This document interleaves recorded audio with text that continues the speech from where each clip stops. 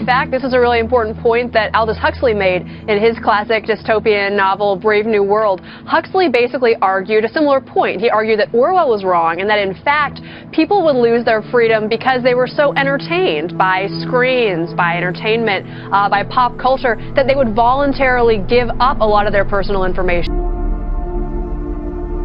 More than ever before, our privacy is a huge concern. Somebody's watching you all the time, and it's a little scary. Anyone downloading Snapchat's new Snap Maps option can be tracked. The new Snap Map shows your exact location in real time. I talked to another mother yesterday. They had no idea that this was even a possibility. No clue. All kinds of new features go into those updates that you're not aware of unless you're really researching everything. Saying that this is dangerous, where will the line for privacy be drawn? This day and age, sadly to say, we have to watch our backs a little bit more often, so the feeling that someone might know where you are that you didn't want to know, it can be alarming. Like, that's not something that I would want on my phone. We're bringing the physical world into the virtual world with these types of features. What is this world really about that we are creating? What is the role for human beings in this world we're shaping? Is it just to make our lives easier? Pricing is going futuristic. Some companies are using computer-driven artificial intelligence. Going from a world where people used to stamp the price on the product itself to a world where you're buying goods and services online or even offline, but a pricing algorithm now determines it. Because AI, in my opinion, is really about to blossom and explode. We could liken it maybe to the going back to when electricity came about. It changed not just the fact that we could turn a light on, but it really changed everybody's lives across the globe. That same possibility can happen here with AI. Very powerful. Are very unique generations. So they're first generation who are born and raised in this hyper-connected internet world. The telephone took 75 long years to acquire 50 million users. The internet, 4 years. Facebook, 2.5 years. WhatsApp, 15 months, and Angry Birds, 15 days. Yes? You better believe it. First category is doing. I've learned when you talk at this is Texas Tech, right? I mean, so they only take you seriously at technical places if you have a laser pointer. So I got myself a laser pointer, and I will use it quite superfluously. AI, as robots move from just mechanical devices to devices that can really simulate human behavior, but it's so much broader than that. Humanity itself will be changed with this superintelligence, and we are at the doorstep of that era. The other way to look at it, of course, is that this time around it is about our minds and our brains, and there's something more mystical going on and so forth. Two airlines are testing new technology that could change airport security in the future. The new face of flying, and it's yours. At Logan Airport, some passengers no longer need a boarding pass. Instead, they can simply use their face. Yeah, the government says it will make us a little safer. Next, please. It looks like science fiction. A machine that scans your face so you can board an airplane without showing any documentation. Well, because I don't need to know everything about us. It's just kind of weird. It's the same kind of feeling with location services on phones, how it's like they're always following you. It's kind of like the same thing. So it's really one of the broadest theses or technologies that we've seen in a long time, and a lot of things have had to come together to make that possible. And what's next? Sorry, Matt, we're running out of time, so I hate to jump in. Do we need to fear it? Mark Andreessen said, hey, don't worry about autonomous cars. Kind of laughed it off. We've always been worried about job loss due to technology. It's never happened. It never will. But is this time different because machines are thinking, not just doing? You know, you never know what's going to happen in transitions like this. It's about unlimited access and power. In fact, one of the quotes that I found interesting is, if you want to keep a secret, you must also hide it from yourself. I mean, think about it. These companies know you better than you know yourself, and they also understand how to manipulate that knowledge. So when you travel and you go to the airport and you go through customs, they take note of where you're traveling. It's on their computer systems. They know exactly. They're not supposed to give that information out to anybody. No. Clearly not. But what troubles me is something different. What troubles me is why. Why are they so interested in the travel plans of those particular individuals? There are downsides and risks with every medium of communication, and television was no different, and radio was no different, and print was no different. It's just the speed and the scale and the ease of access and the affordability of the digital revolution that's making it seem like a quantum leap. There's getting to be close to 8 billion of us on this planet, and we do have a moral obligation to make sure that the technologies we put in place serve the interests of humanity as a whole. What has changed is a constellation of so-called converging technologies and an ever-accelerating rate of technological change seem poised to give reality to what was once pure speculation.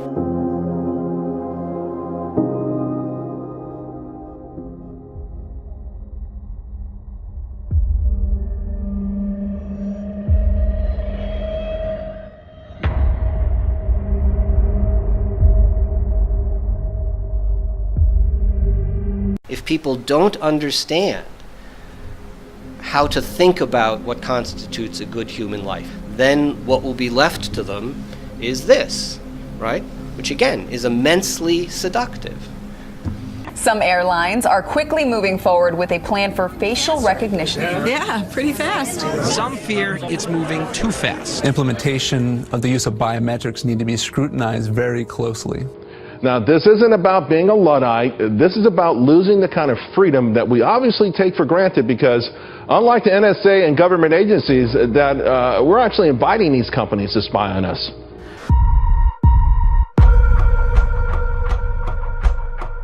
And it's not just in intelligence, it's in biotechnology. They now have these automated avatar characters that are going to be counseling and providing therapy for elderly citizens, people going through surgeries, everything. There's a lot of technology that is turning towards avatars or robots to do things in replace of humans.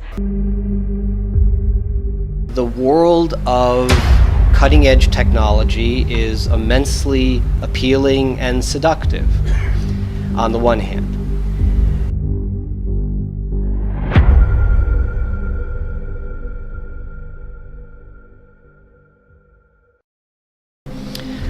At the same time, education which encourages the kind of moral reflection that I am calling for is increasingly becoming a rare commodity.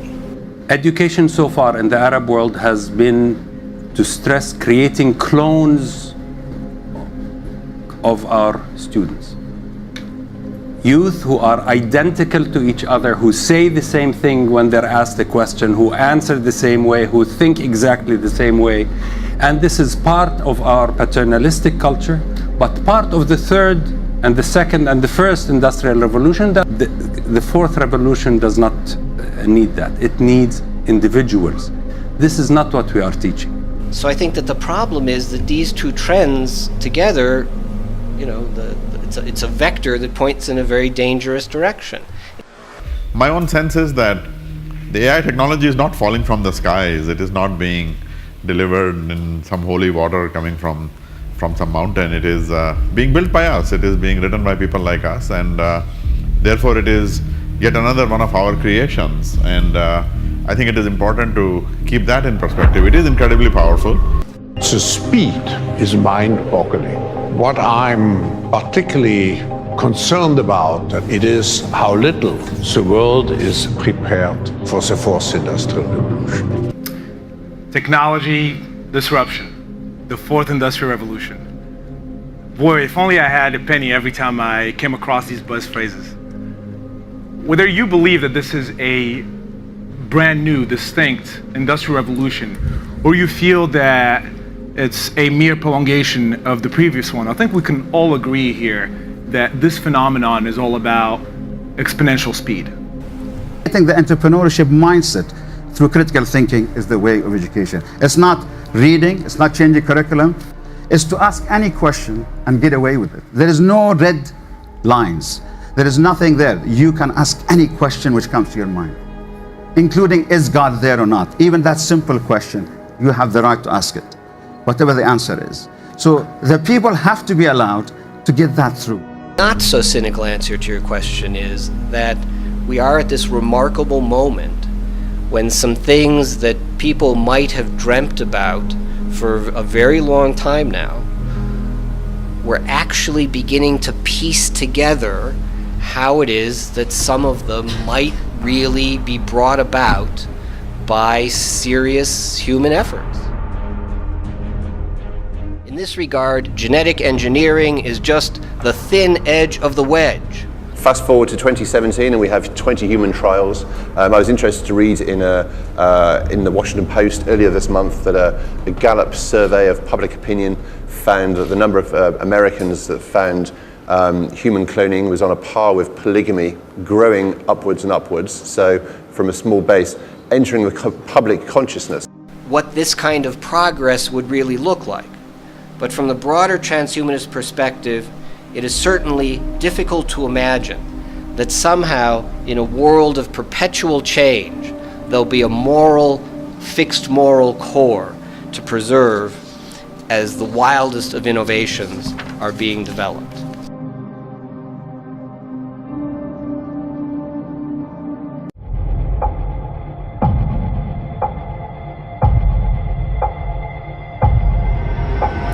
So I think we have to be careful about any argument that says these people are crazy, it's never going to happen.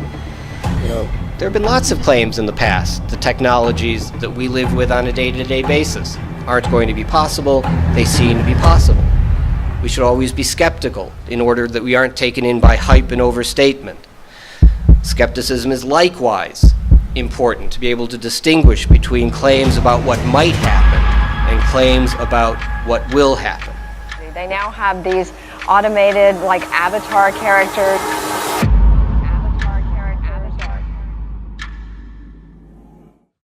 And what is the logical conclusion of this? Are we ever going to be able to draw a line in the sand? We are the most powerful generation that's ever existed in human history. In your talk, in the very end, of course, it's a very positive future shared here, which is humans being enhanced by all the different technologies hybrided or blended together. To overcome the legacy that nature has bequeathed us by the chance-driven mechanisms of evolution. If we just leave people free to make their own choices about research and development, they believe the new world will arise.